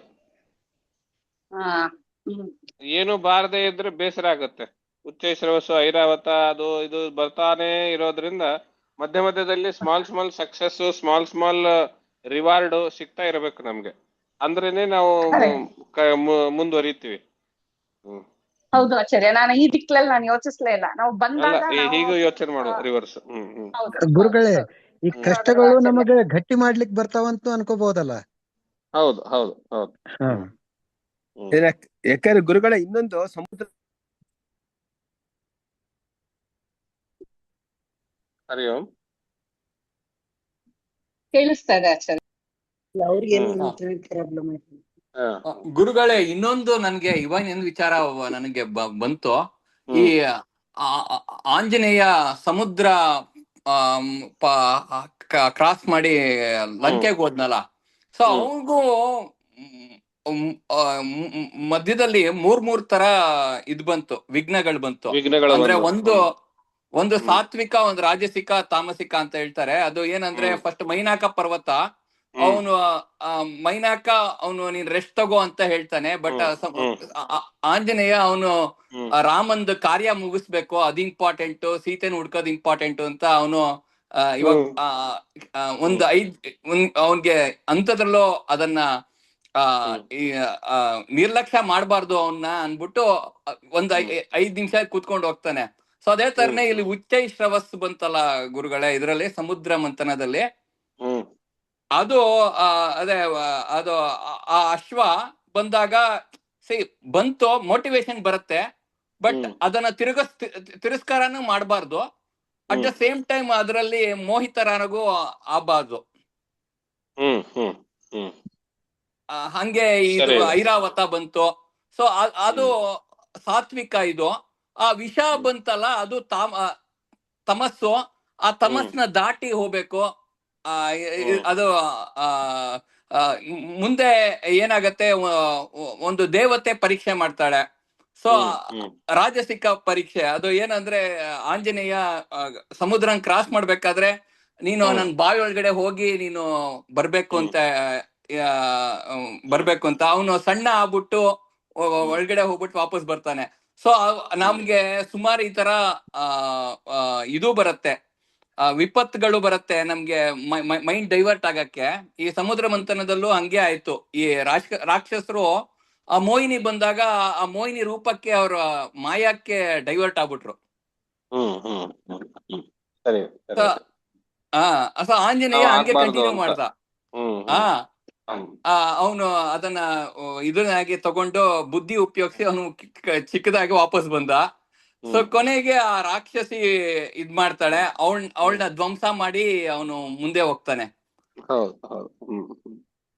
ಸೊ ಇದು ಸಮುದ್ರ ಮಂಥನಕ್ಕೂ ಇದು ಸಮುದ್ರ ಪಾರ್ ಮಾಡಿದಕ್ಕೂ ನನ್ಗೆ ಒಂಥರ ತುಂಬಾ ಹೋಲಿಕೆ ಬಂತು ಗುರುಗಳೇ. ಆಗ್ಬೋದು ಒಳ್ಳೇದು. ಗುರುಗಳೇ, ನಾನೇ 2 ಮಾತು ಹೇಳ್ಬೋದು? ಅವಶ್ಯವಾಗಿ ಹೇಳಿ. ಮನುಷ್ಯನ ಮನಸ್ಸು ಸಮುದ್ರದ ತರ, ಮನ ಏವ ಮನುಷ್ಯಾಣಂ ಅಂತ ನನ್ಗನ್ಸುತ್ತೆ. ಅಂದ್ರೆ ನಮ್ಮ ಮನಸ್ಸಿನಲ್ಲಿ ಬೇಕಾದಷ್ಟು ಭಾವನೆಗಳು ಬಂದು ಹೋಗ್ತಾ ಇರುತ್ತೆ. ಒಳ್ಳೇದು ಕೆಟ್ಟದು ಎಲ್ಲ ಬೇರೆ ಬೇರೆ ತರದ ಭಾವನೆಗಳು ಬೇರೆ ಬೇರೆ ಸಮಯದಲ್ಲಿ ಬಂದ್ ಹೋಗ್ತಾ ಇರುತ್ತೆ. ಸಮುದ್ರದಲ್ಲಿ ಅಲೆಗಳು ಬಂದ ಹಾಗೆ ಇದ್ರಲ್ಲಿ ನಮ್ಗಲ್ಲೂ ಮನಸ್ಸಲ್ಲೂ ಬರ್ತಾ ಇರುತ್ತೆ. ಈಗ ಒಬ್ಬ ಸ್ಥಿತಪ್ರಜ್ಞನಾಗಿ ತಮ್ಮ ಮೋಕ್ಷವನ್ನ ಪಡಿಬೇಕು ಅನ್ನೋ ತುಂಬಾ ಉತ್ಕಟವಾದ ಇಚ್ಛೆ ಇಳ್ಳೋನು ಏನ್ ಮಾಡ್ಬೇಕಂತಂದ್ರೆ, ಇದನ್ನೆಲ್ಲ ಬದಿಗೊತ್ತಿ ಭಕ್ತಿಯನ್ನ ಮೊದ್ಲು ಚೆನ್ನಾಗಿ ಕಲ್ಟಿವೇಟ್ ಮಾಡ್ಕೊಂಡು, ಆ ಭಕ್ತಿಯನ್ನು ಒಂದು ಕಡ್ಗೋಲ್ನಿಂದ ಮನಸ್ಸನ್ನ ಕಡಿತಾ ಹೋದ್ರೆ ಮೊದಲು ಮನಸ್ಸಿನಿಂದ ಕಲ್ಮಶಗಳೆಲ್ಲ ಹೊರಟೋಗ್ಬಿಡುತ್ತೆ. ಅದನ್ನ ನಾವು ವಿಷಕ್ಕೆ ಬೇಕಾದ್ರೆ ಹಲವಾದ ವಿಷಕ್ಕೆ ಕಂಪೇರ್ ಮಾಡಬಹುದು. ಅದರ ನಂತರ ನಾವು ಅದನ್ನ ಅಷ್ಟಕ್ಕೆ ಬಿಡದೆ ಮುಂದೆ ಹೋಗ್ತಾ ಇದ್ರೆ ಬೇರೆ ಬೇರೆ ಆದ ನಮಗೆ ಒಂದು ಯಶಸ್ಸಿನ ರೂಪದಲ್ಲಿ ಬೇರೆ ಬೇರೆ ತರವಾದ ಇದು ವಸ್ತುಗಳು ಸಿಗ್ತಾ ಹೋಗುತ್ತೆ. ಆದ್ರೆ ಮತ್ತೆ ಅಲ್ಲೂ ಕೂಡ ನಾವು ಇಷ್ಟಕ್ಕೆ ಸಂತೋಷ ಪಟ್ಕೋಬಾರ್ದು. ನನಗೊಂದು ಏನೋ ಒಂದು ಅವಾರ್ಡ್ ಸಿಕ್ತು, ಸಂತೋಷ ಪಟ್ಕೊಂಡು ಅಷ್ಟಕ್ಕೆ ನಿಲ್ಲಿಸ್ಬಿಡ್ಬಾರ್ದು. ಅಥವಾ ಇನ್ನೇನೋ ಒಂದು ಒಳ್ಳೆ ಹೆಸರು ಸಿಕ್ತು ಅದಕ್ಕೂ ನಿಲ್ಲಿಸಬಾರ್ದು. ನಾವು ಮುಂದೆ ಹಾಗೆ ಭಕ್ತಿಯನ್ನು ಹಾಗೆ ದೃಢವಾಗಿ ಪ್ರದರ್ಶನ ಮಾಡಿಕೊಂಡು ಮುಂದೆ ಮುಂದೆ ಮುಂದೆ ಹೋಗ್ತಾ ಇದ್ರೆ ನಾವು ಕೊನೆಗೆ ನಾವು ಮೋಕ್ಷವನ್ನ ಪಡಿಬಹುದು ಅನ್ನೋ ಒಂದು ಸ್ಥಿತಿ ಅಲ್ಲ. ಅಂದ್ರೆ ಒಂದು ವಿಚಾರ ನನ್ನ ಮನಸ್ಸಿಗೆ ಬಂತು. ಅಂದ್ರೆ ಈ ಸಮುದ್ರ ಮಥನದಲ್ಲಿ ಇನ್ನೇನು ಇಲ್ಲ, ಆ ಮನಸ್ಸನ್ನ ನಾವು ಕಂಟ್ರೋಲ್ ಇಟ್ಕೊಂಡು ಆ ಕಲ್ಮಶಗಳನ್ನೆಲ್ಲ ತೆಗೆದು ಹಾಕ್ಬಿಟ್ಟು ಅಂದ್ರೆ ಈ ವಿಷಯಕ್ಕೆ ಇದಕ್ಕೆಲ್ಲ ಕಂಪೇರ್ ಮಾಡ್ಕೊಳ್ಳೋ ಹಾಗೆ ನಾವು ಹಾಗೆ ಮುಂದೆ ಹೋದ್ರೆ ನಾವು ನಾವು ಅಮರತ್ವವನ್ನ ಪಡಿಬಹುದು ಅನ್ನೋದು ವಿಷಯ ಬರುತ್ತೆ ಅಂತ ಸರಿ ಇದೆ. ಮನಸ್ಸನ್ನು ಕಡಿಯೋದೇನೆ ಸಮುದ್ರ ಮಥನ ಅಂತ. ಅಷ್ಟೇ. ಹೌದು ಅಂತ ನನಗೆ ಹಾಗೆ ಅನ್ಸುತ್ತೆ. ಒಳ್ಳೆದು, ತುಂಬಾ ಒಳ್ಳೆ ವಿಚಾರ. ಗುರುಗಳೇ ನಮಸ್ಕಾರ. ಗುರುಗಳೇ ನಮಸ್ಕಾರ. ಹೇಳಿ ಅಮ್ಮ. ನಾವು ನಮ್ಮ ಸಂಸಾರನೇ ನಮ್ಗೊಂದ್ ಸಾಗರ. ಆ ಸಾಗರದಲ್ಲಿ ನಾವು ಬೆಟ್ಟದ ತರ ನಿಂತ್ಕೊಂಡು ನಮ್ಮನ್ ಕಡಿಯಕ್ ಸುತ್ತಲೂ ಇದಾರೆ.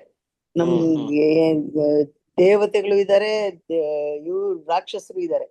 ನಮ್ಗೆ ಎಲ್ಲಾ ಕಡೆ ಆ ಕಡೆ ಈ ಕಡೆ ಎಲ್ಲಾ ಕಡೆ ಎಳೆಯೋರು ಇದಾರೆ.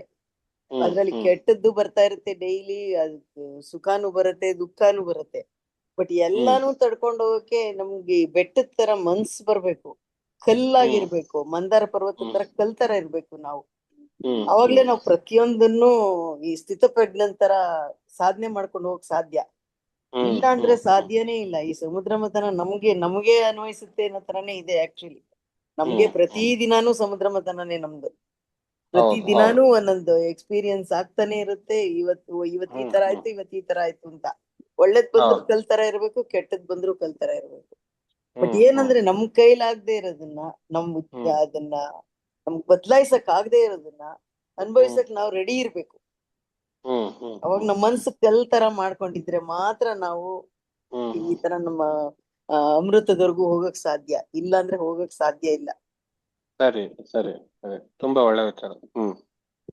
ಗುರುಗಳೇ ನಮಸ್ತೆ. ಹೇಳಿ.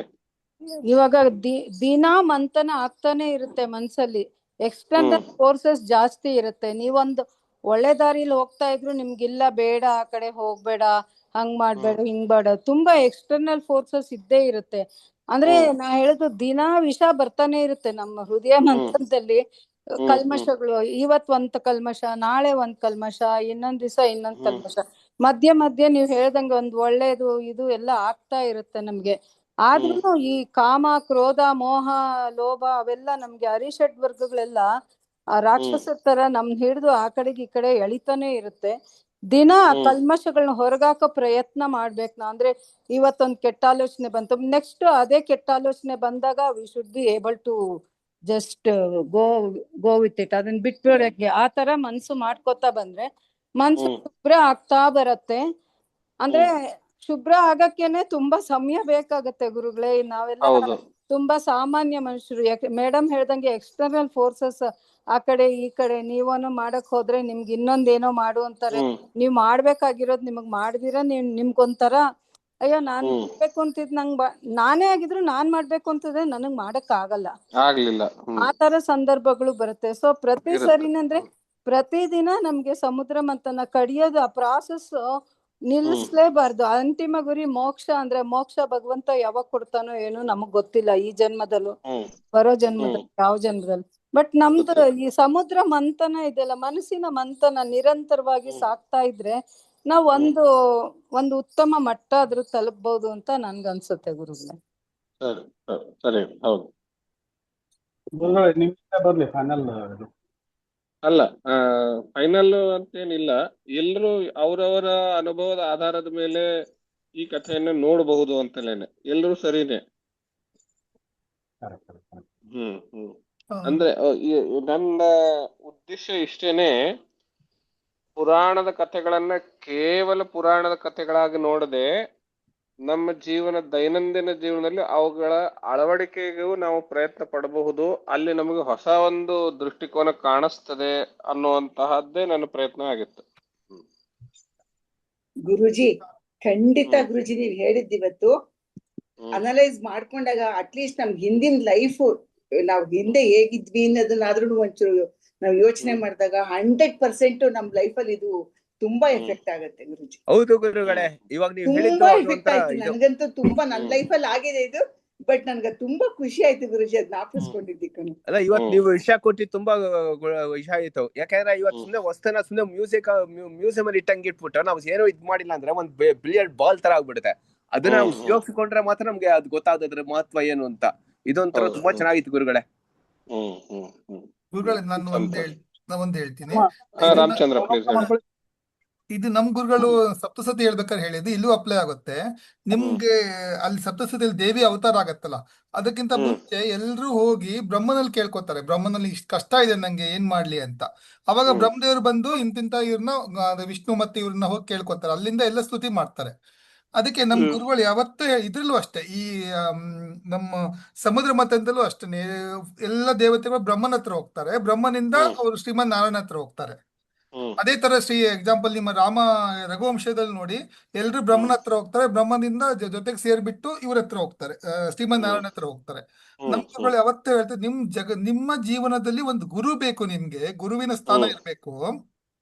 ನೀವು ಅದನ್ನ ಅಷ್ಟು ನಿಮ್ಮ ಕಷ್ಟಗಳು ಏನೇ ಇದ್ರು ಗುರುಗಳ ಹತ್ರ ಹೇಳ್ಕೊಂಡ್ರೆ ಗುರುಗಳು ದಾರಿ ತೋರಿಸ್ತಾರೆ ನಿಮ್ಗೆ ಅಂತ ಹೇಳ್ತಾ ಇರ್ತಿದ್ರು ಯಾವಾಗ್ಲೂ. ಯಾವುದೇ ಇಶ್ಯೂ ಆದ್ರೂ ಎಷ್ಟೇ ಕಷ್ಟ ಇರ್ಲಿ ನೋಡಿ, 3 ಎಕ್ಸಾಂಪಲ್ ಬರ್ತದೆ, ದೇವಿ ಭಾಗವತದಲ್ಲೂ ಬರ್ತದೆ, ಈಗ ರಘುವಂಶದಲ್ಲೂ ಬರ್ತದೆ, ಇದ್ರಲ್ಲೂ ಬಂತು. ಈಗ ಗುರುಗಳ ಸ್ಥಾನ ತುಂಬಾ ಮುಖ್ಯ ಅಂತ ಹೇಳ್ತಾ ಇದ್ರು ಒಂದು. ಎರಡನೇದು, ಇದು ನಮ್ಮನೇಲಿ ಯಾವಾಗಲೂ ಬರ್ತಾ ಇರುತ್ತೆ, ಈ ಸಮುದ್ರ ಮತ್ತೆ ನಡಿಬೇಕಾದ್ರೆ ಹೊರಗೆ ಎಲ್ಲಾ ದೇವತೆಗಳು ಅಲ್ಲೇ ಇರ್ತಾರೆ, ಹೊರಗಿಂದ ಹೋಗೋರು ಇಬ್ರೇನೆ, ಒಬ್ರು ಶಿವ ಮತ್ತೆ ಇನ್ನೊಬ್ರು ವಿಷ್ಣು. ಶ್ರೀಮನ್ ನಾರಾಯಣ, ವಿಷ್ಣು ಅಲ್ಲ ಶ್ರೀಮನ್ ನಾರಾಯಣ. ಅದೇ ಎರಡು ಒಂದೇ. ಓಕೆ, ವಿಷ್ಣು ಬಂದ್ಬಿಟ್ಟು ಪೀತಾಂಬರಧಾರಿ, ಶಿವ ಬಂದ್ಬಿಟ್ಟು ಚರ್ಮಾಂಬರಧಾರಿ. ಚರ್ಮಾಂಬರಿಗೆ ಕರೆದು ವಿಷ ಕೊಟ್ರು, ಪೀತಾಂಬರಿಗೆ ಕರೆದು ಹೆಣ್ಣು ಕೊಟ್ರು ಅಂತ ನಮ್ಮಲ್ಲಿ ಒಂದು ಮಾತಿದೆ. ಒಬ್ಬ ಸುಭಾಷಿತ ಇದೆ.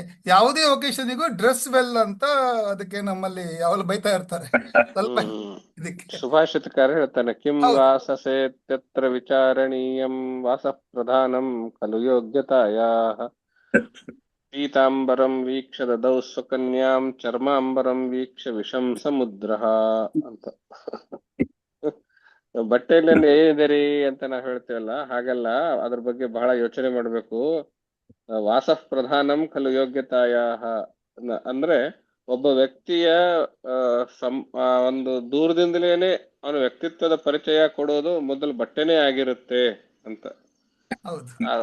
ಹೇಗೆ ಅಂತ ಹೇಳಿದ್ರೆ, ಆಕಾಶದಲ್ಲಿ ಶಿವ ಮತ್ತು ವಿಷ್ಣು ಇಬ್ರು ಹೊರಟಿದ್ರಂತೆ, ಕೆಳಗಡೆ ಇರುವಂತಹ ಸಮುದ್ರ ಅದನ್ನು ನೋಡಿ ವಿಷ್ಣುವಿನ ಪೀತಾಂಬರಧಾರಿಯಾಗಿರೋದನ್ನು ನೋಡ್ಬಿಟ್ಟು ಅವನಿಗೆ ತನ್ನ ಮಗಳಾದ ಲಕ್ಷ್ಮಿಯನ್ನು ಕೊಟ್ಟನಂತೆ. ಅದು ಸುಭಾಷಿತಕಾರನ ಕವಿಯ ಕಲ್ಪನೆ, ಅದು ಮಗಳನ್ನ ಕೊಟ್ಟನು, ಮದುವೆ ಮಾಡಿಕೊಟ್ನು ಅಂತ. ವಾಸ್ತವದಲ್ಲಿ ಸಮುದ್ರ ಮಥನದಲ್ಲಿ ಲಕ್ಷ್ಮಿ ಬಂದಿದ್ದು. ಅದೇ ರೀತಿ ಶಿವನ ಚರ್ಮಾಂಬರಧಾರಿಯಾಗಿ ಶಿವನನ್ನು ನೋಡಿ ವಿಷವನ್ನ ಕೊಟ್ಟನಂತೆ, ಅದು ಕವಿ ಕಲ್ಪನೆ. ವಾಸ್ತವದಲ್ಲಿ ಸಮುದ್ರದಿಂದ ಹುಟ್ಟಿದ್ದು ವಿಷ. ಹೀಗೆ ಅಂದ್ರೆ ಸಾಧಾರಣ ಘಟನೆಯನ್ನು ಕವಿ ಯಾವ ರೀತಿ ಕಲ್ಪಿಸಿಕೊಂಡು ಅದನ್ನು ಹೊಸ ಆಯಾಮ ಕೊಡಬಹುದು ಅಂತ. ಅಲ್ಲ, ಈ ವಿಷದ ಹಾಲಾಹಲ ತಗೊಂಡಿದ್ದಕ್ಕೆ ಗುರುಜಿ, ಯಾರಿಗೆ ಕಷ್ಟ ತಡ್ಕೊಳಕ್ ಶಕ್ತಿ ಇದೆಯೋ ಅವ್ರಿಗೆ ಕಷ್ಟ ಬರೋದು ಅನ್ನೋದು ಗ್ಯಾರಂಟಿ. ಎಲ್ಲದಕ್ಕೂ ಕಷ್ಟ ಅವನ್ಗೆ ಬರುತ್ತೆ ಪಾಪ, ಈಶ್ವರನ್ಗೆ ಎಲ್ಲದೂ ಬರೋದು, ಪ್ರತಿಯೊಂದು ಅವನೇ ಸಾಲ್ವ್ ಮಾಡ್ಬೇಕು. ಇವರೆಲ್ಲ ವರ ಕೊಟ್ಬಿಟ್ಟು ಬಂದ್ರು ತಿರುಗಿ ಅವನೇ ಬರ್ಬೇಕು ಸಾಲ್ವ್ ಮಾಡಕ್, ಅದನ್ನ ಇಲ್ಲ ಪಾರ್ವತಿ ಬರ್ಬೇಕು. ಹೀಗೆ ಆದ್ರೆ ಪ್ರತಿಯೊಂದು ಕಷ್ಟ ಕೊಟ್ರು ಅದಕ್ಕೆ ಮುಂಚೆನೆ ಒಂದ್ ಪರಿಹಾರನೂ ಇಟ್ಟಿರ್ತಾನೆ ಅನ್ನೋದು ಒಂದು ಸಾಕ್ಷಿ. ಈಶ್ವರನಲ್ಲಿ ಇಟ್ಟಿದ್ದಾನೆ, ಹಾಲಾಹಲ ಬಂದ್ರೆ ಅವನಿದಾನೆ ಅಂತ ಧೈರ್ಯ. ಏನೇ ಕಷ್ಟ ಕೊಟ್ರು ಅದಕ್ಕೊಂದು ಪರಿಹಾರ ಮುಂಚೆನೆ ರೆಡಿ ಇರುತ್ತೆ ಅಂತ. ಇದು ಮಹತ್ವದ ವಿಷಯ. ನಂಗೆ ಇನ್ನೊಂದು ಥಾಟ್ ಬಂತು ಗುರುಗಳೇ, ಈ ಇದ್ರಲ್ಲಿ ಈ ಮೋಹಿನಿ ಎಲ್ಲಾರ್ಗೂ ಅಮೃತ ಕೊಟ್ಟ, ಎಲ್ಲಾ ದೇವತೆಗಳು ಅಮೃತ ಕೊಟ್ಟಲ್ಲ ಇದು.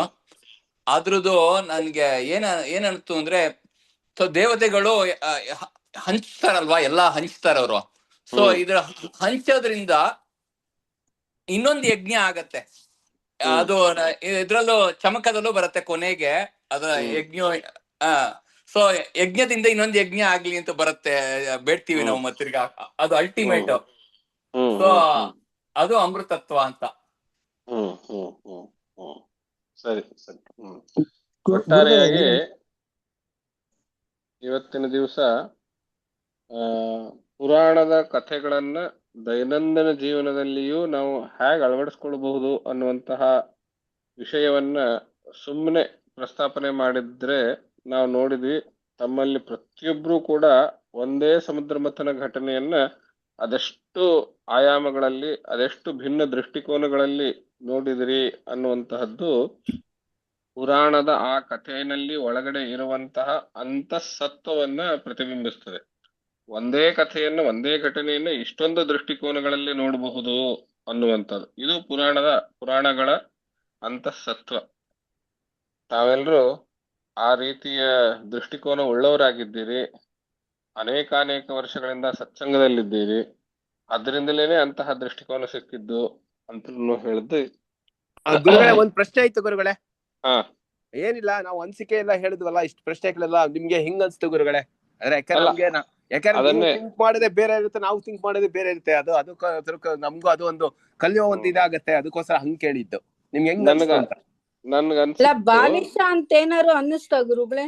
ಇಲ್ಲ, ಹಾಗೇನ್ ಅನ್ಕೊಳ್ಬೇಡಿ. ತಾವೆಲ್ಲರೂ ಹೆಚ್ಚು ಕಡಿಮೆ ಅನುಭವದಲ್ಲಿ ನನಗಿಂತ ಹೆಚ್ಚು ಅನುಭವ ಉಳ್ಳವರೇನೆ. ಹಾಗಾಗಿ ಬಾಲಿಶ ಯಾವ್ದು ಇರ್ಲಿಲ್ಲ. ಬಾಲಿಶ ಅಂತ ಯಾವ್ದು ಇರ್ಲಿಲ್ಲ. ಆಮೇಲೆ ಬಾಲಿಶ ಇರಬೇಕು ಅಂತೇನಿಲ್ಲ. ಅದು ನನ್ನ ದೃಷ್ಟಿಕೋನ ಅಂತ ಇರಬಹುದೇ ಹೊರತು ಅದು ಬಾಲಿಶವಾಗಿರ್ಬೇಕು ಅಂತೇನಿಲ್ಲ. ನನ್ನ ದೃಷ್ಟಿಕೋನ ಹೀಗಿದೆ ಅಂತದ್ದು. ಅದು ಬಾಲಿಶ ಯಾಕಾಗಿರ್ಬೇಕು? ಇಲ್ಲ. ಆದ್ರಿಂದಲೇ ನಾನು ಹೇಳಿದೆ, ಅನೇಕಾನೇಕ ದೃಷ್ಟಿಕೋನಗಳ ಮೂಲಕ ಒಂದು ಘಟನೆಯನ್ನು ನೋಡಬಹುದು. ಒಂದೇ ಅಂಶವನ್ನ, ಒಂದೇ ವಿಚಾರವನ್ನ ತಾವು ಎಷ್ಟೆಷ್ಟು ಆಯಾಮಗಳಲ್ಲಿ ನೋಡಬಹುದು ಅನ್ನುವಂತಹದ್ದನ್ನ ತಾವು ತೋರಿಸ್ಕೊಟ್ರಿ ಇವತ್ತು. ಈ ಅನೇಕ ಶಂಕರಾಧ್ಯಯನ ಜೊತೆಗೇನೆ ತಾವು 4 ವರ್ಷದಿಂದ ಜೋಡಿಸ್ಕೊಂಡಿದ್ದೀರಿ. ಅದು ಅಲ್ದೇನು ಬೇರೆ ಬೇರೆ ಕಡೆಯಲ್ಲಿ ತಾವು ಸತ್ಸಂಗದಲ್ಲಿ ಇದ್ದೀರಿ. ಆ ಎಲ್ಲಾ ಸತ್ಸಂಗದ ಪರಿಣಾಮವೇನೆ ಇಷ್ಟು ಭಿನ್ನವಾದ ದೃಷ್ಟಿಕೋನ ಮತ್ತು ಜೀವನದಲ್ಲಿ ಅಳವಡಿಸ್ಕೊಳ್ಳುವಿಕೆ ಅನ್ನುವಂತಹ ವಿಚಾರ ತಮ್ಮಿಂದ ಹೊರಬಂತು ಅಂತ ಹೇಳ್ತಾ, ಪುರಾಣಗಳನ್ನ ಭಕ್ತಿಯ ಉದ್ದೀಪನಕ್ಕಾಗಿ ಎಷ್ಟು ಮಹತ್ವದ್ದೋ ಜೀವನ ಸುಗಮಗೊಳಿಸುವುದಕ್ಕಾಗಿಯೂ ನಮಗೂ ಅಷ್ಟೇ ಮಹತ್ವದ್ದು ಅನ್ನುವಂತಹ ದೃಷ್ಟಿಕೋನ ಇಟ್ಕೊಂಡು ನಾವು ಪುರಾಣಗಳನ್ನು ನೋಡ್ಬೇಕು ಅನ್ನುವಂತಹದ್ದೇ ಇವತ್ತಿನ ಈ ಪಾಠದ ಮುಖ್ಯ ವಿಷಯವಾಗಿತ್ತು ಅಂತ ಹೇಳ್ತಾ ಇವತ್ತಿಗೆ ಈ ಪಾಠ ಇಲ್ಲಿಗೆ ನಿಲ್ಸೋಣ. ತಮಗೂ ಬಹಳ ಇಷ್ಟವಾಯ್ತು ಅಂತ ಗ್ರಹಿಸ್ತೇನೆ. ಇನ್ನು ಗುಂಪಲ್ಲಿ ತಮ್ಮ ಅನುಭವಗಳನ್ನ ನಿಧಾನಕ್ಕಾಗಿ ಬಹಳ ಕಾಮಾಗಿ ಕೂತ್ಕೊಂಡು ಬರೆದು ಹಾಕಿ, ಯಾರಿಗೆ ಬರೆಯೋದಕ್ಕೆ ಕಷ್ಟವೋ ಅವರು ವಾಯ್ಸ್ ಮೆಸೇಜ್ ಅಲ್ಲಿ ಹಾಕಿ. ಈ ಚರ್ಚೆ ಅಂದ್ರೆ ಸತ್ಸಂಗ ಅನ್ನುವಂತಹದ್ದು ಚರ್ಚೆಯ ಮೂಲಕ ಮತ್ತೊಂದು ಸಮುದ್ರ ಮಥನ ನಮ್ ಗುಂಪಲ್ಲೇ ನಡೀಲಿ ಅನ್ನುವಂತಹ ಆಶಯದಿಂದ ಇವತ್ತಿನ ಪಾಠ ಮುಗಿಸ್ತೇನೆ. ಎಲ್ರಿಗೂ ಶುಭರಾತ್ರಿ.